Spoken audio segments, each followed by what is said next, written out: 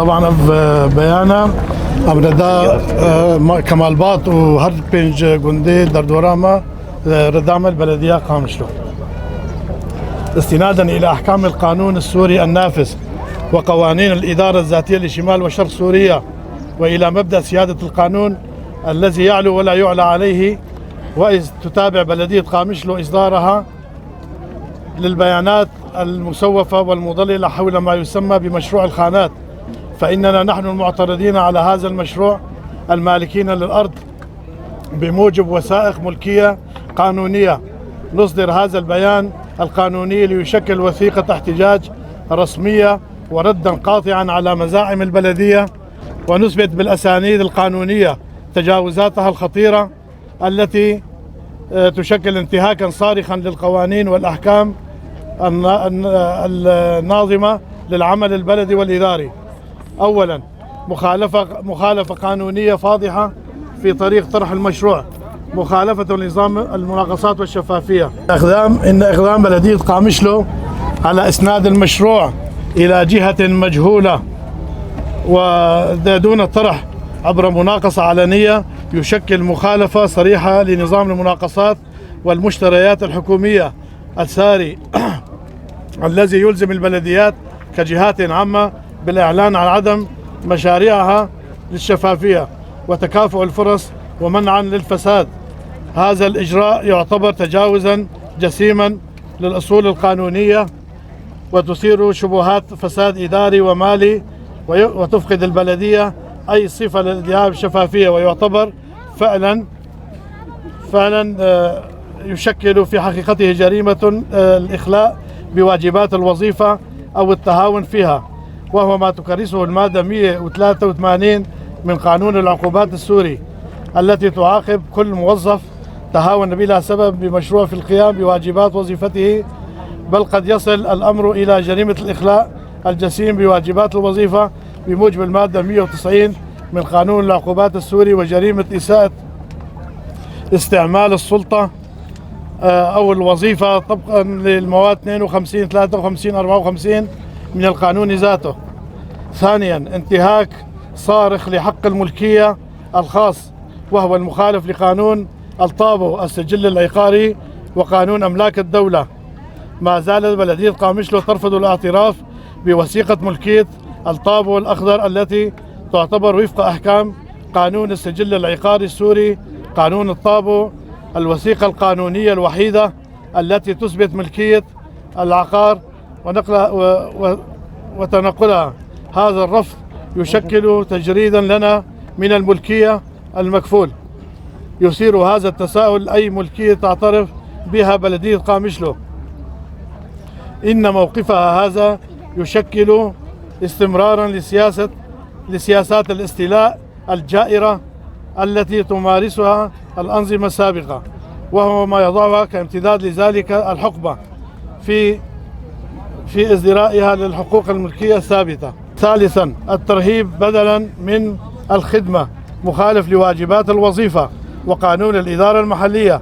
لقد تحولت بلدية قامشلو من جهة خدمية يحدد القانون اختصاصاتها بمهام وخدمية محدودة إلى جهة تتبنى أسلوب التهديد والوعيد، متجاوزة بذلك واجباتها الوظيفية التي يحددها قانون الإدارة المحلية الصادر بالمرسوم التشريعي رقم 107 لعام 2011، والذي يوجب على المجالس المحلية تسيير شؤون الإدارة المحلية ضمن السياسة العامة للدولة.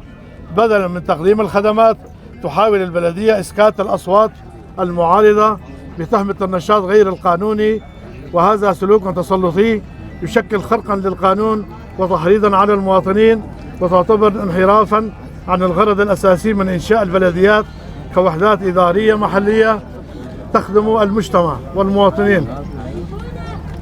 رابعا، تجاوز فاضح للاختصاصات، وذلك مخالفة لإحكام قانون هيئة أملاك الدولة باعترافها الصريح بأن الأرض مصنفة ضمن أراضي مزارع الدولة، أي أنها تعتبر أموالا عامة، فإن إدارة هذا النوع من الأموال والبث في مصيرها ليس من صلاحيات البلدية على الإطلاق، هذا الاختصاص يعود حصريا لهيئة أملاك الدولة في دمشق بموجب القوانين والمراسيم المنظمة لعملها التي تجدد صلاحياتها بالإشراف والولاية على الأموال العامة والحفاظ عليها وتأجيرها واستثمارها، وليس منحها كاستثمار لمشاريع بلدية.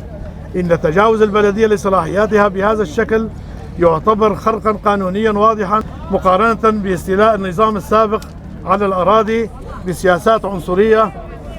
هو أمر مؤسف لكنه يلقي بظلاله على نوايا البلدية في الاستثمار في أرض مستولى عليها أصلا. خامسا،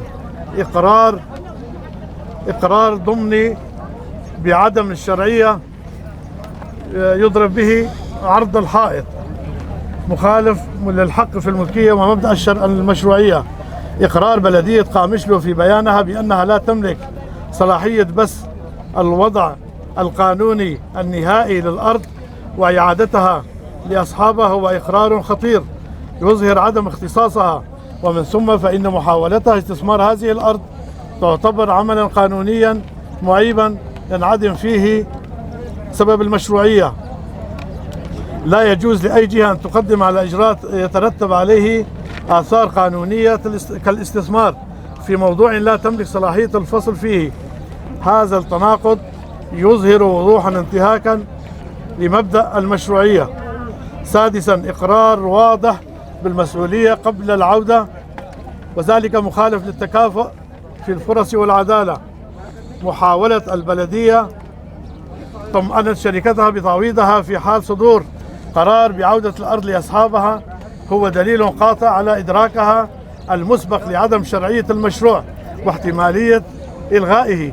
هذا الإجراء يكشف مصالح شريك تجاري مشبوه، بينما تهدر حقوقنا التي نطالب بها منذ 4 عقود. إن المشروع يحمل في طياته إمكانية نشوء نزاعات بين مالكي الأرض الأصليين والشركة المنفذة، مما يهدد الاستقرار الاجتماعي والاقتصادي في المنطقة ويعقد أي جهود لإعادة الحقوق. سابعا، تجاهل مأساة سابقة وتفريغ المهام مخالف للقوانين البيئية الإدارية.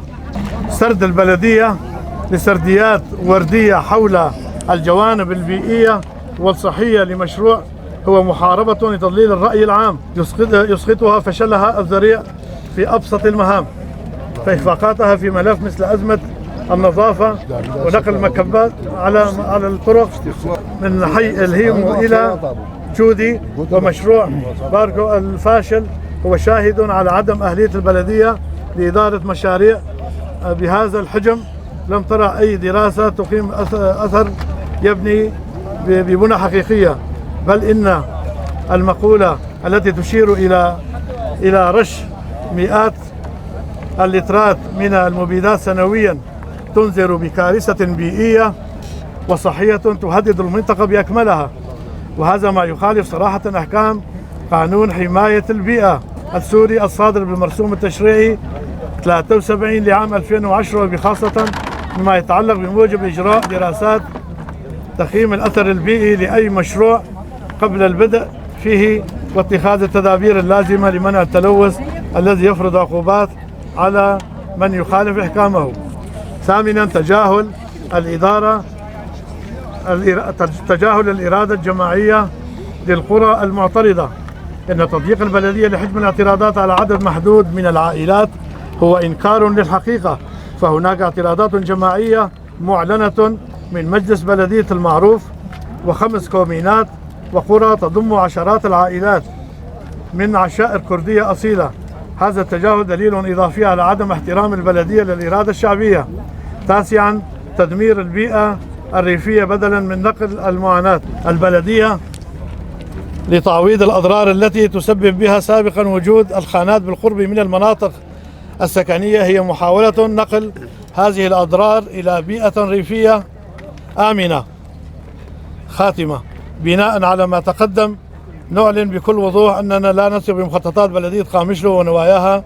هذا المشروع ليس مشروعا خدميا بقدر ما هو استثمار في قضايا عالقة على حساب المصلحة العامة متجاهلا رفضنا المطلق به. إننا نصرح بأننا سنلاحق إدارة بلدية قامشلو بصفاتهم الاعتبارية والشخصية وكل من شارك في هذا الاعتداء على ممتلكاتنا وبيئتنا أمام القضاء المختص فور التأكد من استقلاليته ونزاهته. نؤكد استمرارنا في نشاطنا المعارض المشروع ضد هذا المشروع غير القانوني وغير الأخلاقي بكافة الوسائل السلمية والقانونية المتاحة.